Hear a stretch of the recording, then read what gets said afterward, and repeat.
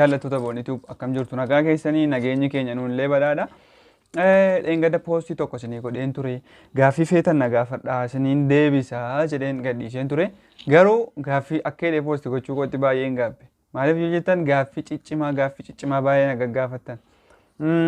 Gaaffii keessan isinii deebisuutti utuun darbin dura chaanalii tokko naa beeksisi jedhee mucaan tokko natti mee WALARGA meediyaa jedha. WALARGA meediyaa kana ijoolleema Oromoo ijoolleema keenyadha. Namoonni na hordoftan chaanalii isaanii subscribe gootanii qophiilee ni dhiyeessu baay'ee akka daawwattan isin jedha. Isuma taane immoo kanatti taane viidiyoo isaan hojjetan keessa muraasa isin daawwachiise chaanalii isaanii sana akka subscribe gootanii viidiyoon isaanii sun achirra jira. Isa ilaaltanii akka subscribe gootaniif dhaamsa kiyyaadha. Akkasuma chaanalii isaanii kana jajjabeessaan dhaamsa kiyyaa WALARGA meediyaa jedha. Description boxii keessa isiniin kaa viidiyoo isaanii gidduu viidiyoo kanaan hangasha. Amma kallattiidhaan viidiyoo isaanii sana daqiiqaa sekeendii 5 daawwannee gara gaaffii keessan deebisuutti hin darbaa. Koomentii keessa irratti hundaa'ee gaaffii keessan deebisuutti hin darbaa jechuudha. Adumaatti. Waraabessiyya. Waraabessi eniyya. Tokkoffaan koomentii godhe yeroo minitii daqiiqaa isin koomentii gootaniidhaan deebii keessan deebisa. Marartuu jedha. Marartuun akkas jette gaaffii ishee tokkoffaani. Kutaa meeqatu barattuu jaalallisi qabee? Gaaffii baay'ee cimaa. Kutaa meeqatu barattuu jaalallisi qabeette? Kutaa 10 natti fakkaata. Kutaa 10. Kutaa 10 tun baradhuuti. Kan jaalalli qabee. Umurii meeqatti fuudhuu barbaadda? Maal yaaddeti? Maal yaadde maanni gaaffii nama baay'atu? Ani umurii dafee birrii argadheenaan amma unan fuudha. Amma sin jedha amma san fuudha dafee birrii argadheenaan. Waan ittiin jiraadhu argadheenaan amma unan fuudha siin jechuun barbaada. Gaaffii isheen itti aanu. Artistoota keessaa eenyuun dinqisiifattaa jette gaaffii isheen tokko. Artistoota keessaa eenyuun dinqisiifattaa?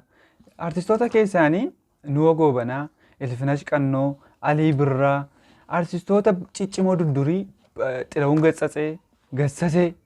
Oh my god, isa fa'aa baay'ee dinqisiifadha dhugaa. Jechuun artistoota ciccimoo durduriidha. Isaaniin baay'ee dinqisiifadha. Warra miidhanaa keessaa immoo Hacaaluun baay'ee dinqisiifadha. Jiru yoo isaan Geetahuun jiru baay'ee jira. Leencoo Gammachuu yoo isaan Geetahuun hunda isaaniiyyuu baay'ee dinqisiifadha. Maaliif dandeettii garaagaraa qabu.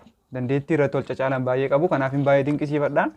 Naan jettee piraankiin kee baay'ee namatti tola jabaadhu jettee guddaa galatoomii hin jabaannaa jabaachaa jirra. Guddaa galatoomii siin jedha. Namni itti aanu Lalii Gimbii jedha. Lalii Gimbii jedha. Isheen koomentii gaaffii ishee jalqaba. Mucaa mandii raajota sobduu irratti tapha keetti fuufii. Raajota sobduu irratti tapha keetti fuufii. Peejii ta'e ture irratti viidiyoo yoo jechaan ture. Achirratti na beetti ishii ittiin fuufaa. Ishi Lalii ittiin fuufaa jedha gaaffii ishee. Gaaffii ishee lammaffaan akka chaanalii wantu maaltu si kakaase? Akka chaanalii wantu maaltu si kakaase? Maaltu na kakaase jiru afaan kana guddisuudha. Maaliif afaan Oromoo YouTube irratti ijoolleen hin jiran. Yoo irra jiran immoo ni ilaalaman akkuma koo view hin qaban.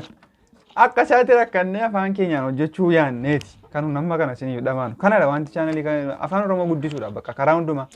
TVdhaan illee deemneerra. YouTube'dhaan garuu xinnoo tokko hin jirru. Gara fuulduraatti karoorri kee maalidha? Naan jette. Gara fuulduraatti karoorri koo YouTuberii cimaa ta'ee afaan keenya aadaa keenya namootatti beeksisuudha bakka namoota hin beeknetti beeksisuudha. Karaa YouTube'ii, karaa TV's ta'e karaa hundumaa. Kanadha karoorri koo gara fuulduraatti. Namni itti aanu Kiyyaa Gadaa jedha. Kiyyaa Gadaa maal jedhee jireenya kee keessatti guyyaatti baay'ee gaddite yoomi? Guyyaan baay'ee gadde. Jireenya koo keessatti guyyaan ani amala koo keessaa daqiiqaa 10 naara daqiiqaa 10 naara waan fedhe ta'u daqiiqaa 10 caalaa naaru isa booda narraa gala. Gaddi immoo kanatti natti dhagahame hin beeku jechuun utuma waan fedhe ta'eyyuu daqiiqaa 10 qofa naara sababii ta'eefi badaa naaru isiniin jechuuf tu waan fedhe ta'ellee waan fedhetu ta'ellee amma kanatti daqiiqaa 10 kan natti dhagahamu. Hojii gaarii hojjetaa jirta jabaadhu naan jedhe Kiyyaa Gadaas guddaa galatoomii nama akka kee baay'ee barbaadaa jirra.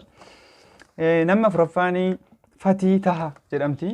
Koomentii YouTube ishee emailii ishee Fatii Taha jedha. Maqaan kee inni dhugaan eenyu?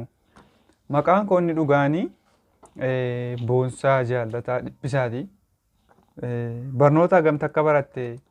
Barnoota kana deddeemneerraa kutaa 12 waggaa lammaffaadha. waggaa lama qormaata nu qoruu didanii malee silaa yuunivarsiitii waggaa tokkoffaadha isin jechuun barbaada. Jaalallee qabdaa itti isa kana dhumarratti namni isin deebisa nama baay'een na gaafate jaalallee qabdaa kana dhumarratti isin deebisa. Maal takka yuutuubii dalagdu si taasise isa si deebisee darbeen jira gubbaatti na gaafatamee ture deebiseera. Jireenya dabarsite keessa waan si gaddisiisu waan si gammachiisu lama nutti himi. Jireenya dabarsite keessa waan si gaddisiisuu fi waan si gammachiisu lama nutti himi. Wanti na gaddisiisu maal wanti na gaddisiisu? Wanti na gammachiisu Oromoo ta'ee dhalachuu koo caalaa wanti tokko wanti na gammachiisu hin jiru. Tokko immoo maqaan koo jechuudha. Amma goda maqaa kudha wayitti Oromoo ta'uu isaan na gammachiisa. Gaaffiin kee inni itti aanuufati taha jireenya kee keessatti jabaadhuunaan jette dhumarratti guddaa galatoomi. Namni shanaffaanii Raawwii Maammoo jedhamti. Raawwii Maammoo jireenya kee keessatti wanta duubatti deebitee sirreessuu barbaaddu qabdaa naan jette. Jireenya kee keessatti wanta duubatti deebitee sirreessuu barbaaddu qabdaa. Wanta duubatti deebi'ee sirreessu yoo jiraate wantoonni ganaan duubatti deebi'ee sirreessatee Ameerikaatti naladhan ture achittiin deebi'ee naladha. Akkasumiti. Waan duubatti deebi'ee sirreessu yoo jiraate hunda uummata Oromoodhaaf iimeelii banarra deeme. Akka isaan yuutuubii sabskiraayib godhan jechuudha. Hunda isaanii bilbila isaanii harkaa fuudheen iimeelii babbanee akka isaan yuutuubii hordofan godha. Addunyaa kanarratti waa jijjiiruuf utuu aangoo qabaatte maal jijjiirta? Addunyaa kanarratti waama tokko jijjiiruuf aangoo qabaatte maal jijjiirta? Gaaffii baay'ee cimaa maalan jijjiira? Bakka waama jijjiiramuu qabu. Waama hawaasi barbaadu jijjiira. Waan hawaasi barbaadu gara waan hawaasi hin barbaanne tokko gara waan hawaasi barbaadutti jijjiira. Siif gala jedhee yaada. Gaaffiin ja'affaanii Caaltuu Dambal jedhamti. Ati eessatti dhalattee guddattee amma eessa jiraattaa? Anasuma mandiidha. Amma eessa jiraattaa? Mandii man jiraadha. Takkaa deemeen beeku giiftii koo. Gaaffiin keenya lammaffaan piraankii ati namoota bebbeekamoo irratti gootu namatti tola jabaadhu ishii guddaa galatoomi. Osoo addunyaa kanarra waa tokko balleessisin jedhanii maal balleessitaa? Naan jette. Jibba afaan balleessaa. Wal qoqqooduu kanan balleessaa. Namni hundumtuu akka inni bakka wal jaallate hundumtuu wal jaallatee waliin jiraatu. Utuu zariidhaan waliin qoqqoodin tokko ta'e zareenyinetiin kun badeetu sanyiidhaan wal qoqqooduu dhiisee utuu waliin jiraate baay'een jaalladha. Hattuu fi kijibaa ta'uu keessaa osoo tokko ta'uun dirqamatee maal taata naan jette? Maalan ta'a? Hattuu wayyu? Hattuun hin ta'u kijibaa ta'uu wayya. Hattuurraa kijibaa ta'uu wayya. Gaaffiin torbaffaa fi inni dhumaa maal jedhaa? Namni egzaaber fiqir na'uu dha imeeliin ishee maqaan isheen sirriin siifan caala yookaan warqeen jedhama naan jette. Boroo eessa jiraachuu feetaatti? Boroo eessa jiraachuu feetaatti? Qixxan jiraadhu waaqatu beeka.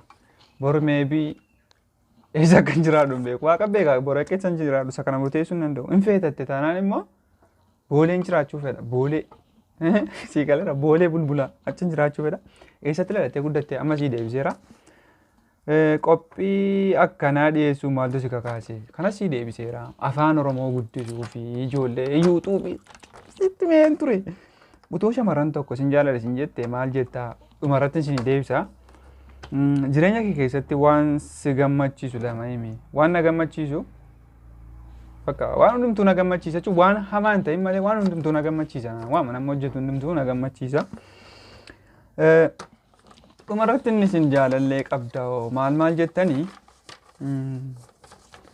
qaba jaalallee qaba garuu hin qabu.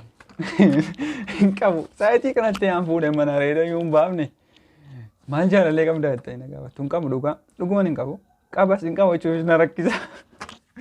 Tokko gaafadhee na rakkifte amma garaa guutachuuf hin jedha bakka nan dhiiseera bakka maan dhiiseera maaliif hin qabu bakka walumaa gala hin qabu jaalallee maal isaan sinna hin qabu friidha single jedhan sana beektuuni isadha.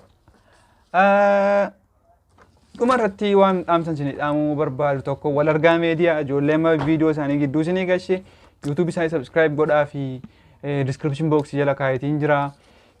Yeroo hundaa erga kaameraan keenya nu jala caccabdeetillee kan siniin bitaa nuun jette siniin gargaaraa nuun jette Zaniibaa Useenii siniin bita kaameraa waan tokko yaaddainaa nuun jette ishee guddaa si galateeffannaa. Nama akkasiituu qabaanneeti silaa yoona hundi keenya wal guddifnee turre nama akkasii nuuf haa baay'atu. Ati immoo bakka jirtutti nagaan rabbi siifatu siin jennaa dhugaa baay'ee si kabajnaa baay'ee si galateeffannaa. Ittaan suudhaanii nama yeroo hundaa yeroo kaameraan jiru kaameraa yeroo moobaayiliin jiru moobaayilii allee na duukaa deeme gar deemutti illee na duukaa deeme na waraabu Isaayyaas Liyoon yookaan Isaayyaas Laggasee guddaan si galateeffadha. YouTube kana subscribe godhin jirta yoo ta'e subscribe godhisi jedha. Hundumti hordoftoonni channelii kana guddaa galatooma. Ayyee gaaffiin keessan guddaa galatooma. Hordoftoota qaqqaalii an baay'ee isin jaalladhu comment naa gootan guddaa isin kabajaa guddaa isin jaalladhallee.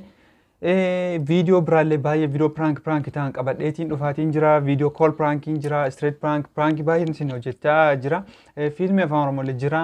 Nan baay'ee isin qabadheetiin dhufaan jira. YouTube kana hiriyaa keessaniif share subscribe akka inni godhu yoo itti himtan karaa keessaa email Facebook keessa irratti yoo share nu gootanillee nullee baay'ee jaallannaan isiniin jedha. Warra Booranaatu baay'eedha as keessa kanaaf akka itti haasa'a malee akka isiniin jechuuf hin jedha.